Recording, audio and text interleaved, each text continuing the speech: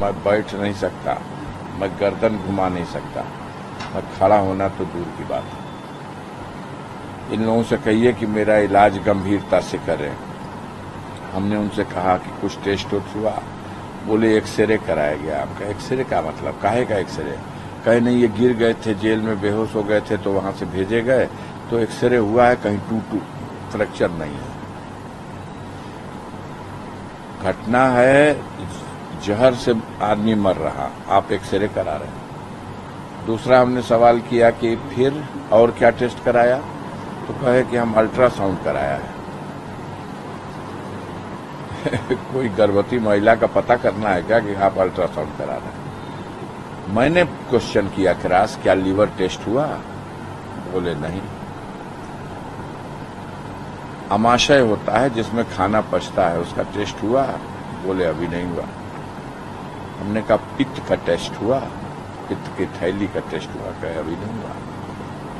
जरूरत पड़ेगी तो करेंगे, लेकिन आप विश्वास कीजिए 3-4 दिन के अंदर हम इनको खड़ा कर देंगे, और नहीं तो हम इनको रिफर कर देंगे लखनऊ के लिए, पीजीआई के लिए। हमने कहा अगर ये समस्या है कि इलाज का खर्चा कौन देगा, तो परिजन ये इलाज का खर्चा वहन करने को तैयार है। आप चाहे मेदांता में लखनऊ में, चाहे पीजीआई में भेज दीजिए। कहे हम 3-4 दिन में इनको खड़ा कर देंगे। उसके बाद हम चले आए, और 2 घंटे के बाद आईसीयू में एडमिट है मरीज, जिसको ऑक्सीजन लगाया गया है, जिसका ब्लड प्रेशर भी अभी दुरुस्त नहीं है, जिसकी हालत ये है कि वो बैठ भी नहीं सकता, आधे गर्दन घुमाने के अलावा कुछ नहीं, उसको होश में है बस। उसको आप लिखते हो कि फिट है, लिखते हो या लिखवा लिया जाता है, और व्हील चेयर पे बैठा के किसी फोटोग्राफर ने उसका एक चित्र खींच लिया। बड़ा कोशिश हुई है कि न देख पाए कोई कैसी हालत में हम भेज रहे हैं, ये फिट है। तो उसको व्हील चेयर पे भी ठीक से बैठा नहीं जा रहा, और व्हील चेयर ढकेल के ले आके उसको पहुंचा दिया गया जेल में कि नहीं एकदम फिट है।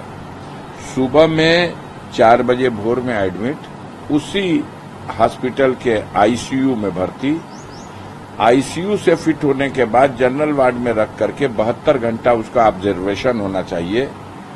कोई फॉर्मेलिटी, कोई नियम, कोई कानून नहीं, सीधे आईसीयू में और सीधे आईसीयू से जेल में। अब 24 घंटा बीतने के बाद जब यह स्थिति आ गई, अब क्या जवाब है उनके पास? अब कहते हैं कार्डिया अरेस्ट हो गया। कार्डिया अरेस्ट हो गया और हार्ट अटैक हो गया, तो हम तो देख ही के आए थे कि उसका पेट फूला हुआ है। हमने अपने स्टेटमेंट में भी कहा था कि वो गैस की वजह से पूरा पेट फूला हुआ है, ओंठ सूजा हुआ है, काला हो गया है, उस पर जहर का असर है। वो कह रहा है आप रह रहे कि थोड़ी देर तक बेहोश हो जाते हैं।